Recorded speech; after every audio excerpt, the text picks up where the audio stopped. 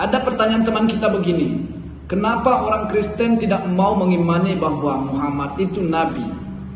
Gini guys ya, bagi saya sekalipun memang ada nabi setelah Yesus, saya tetap akan Kristen dan tetap akan mengikut Yesus.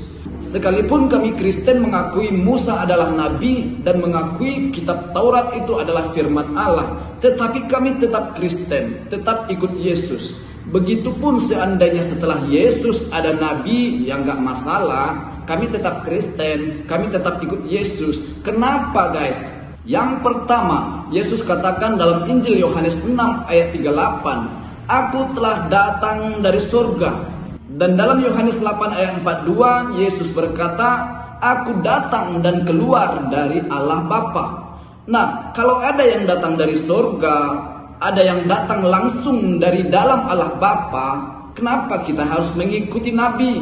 Alasan yang kedua, kenapa kami akan tetap Kristen sekalipun ada nabi setelah Yesus? Karena Yesus lebih daripada nabi. Yesus berkuasa menghidupkan orang mati. Yesus berkuasa mengampuni dosa. Silakan baca dalam Lukas 5 ayat yang ke-20. Ketika seorang lumpuh dibawa ke hadapan Yesus, Yesus berkata kepada orang lumpuh itu, Hai saudara, dosamu sudah diampuni. Lalu baca pula di ayat yang ke-24-nya, Yesus berkata, Tuhan Yesus berkata, Aku anak manusia berkuasa mengampuni dosa. Yesus berkuasa memasukkan orang-orang ke neraka ataupun ke surga. Jadi buat apa lagi kami ikut nabi? Dan Tuhan Yesus berkata dalam Injil Yohanes 5 ayat 22, Bapa tidak menghakimi siapapun, melainkan telah menyerahkan penghakiman itu seluruhnya kepada anak, yaitu Yesus.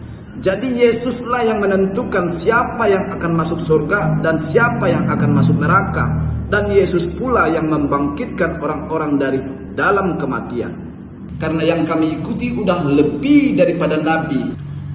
Dalam Yohanes 5 ayat 21, Yesus katakan, Sebab sama seperti Bapa membangkitkan orang-orang mati dan menghidupkannya, demikian juga anak menghidupkan barang siapa yang dikehendakinya.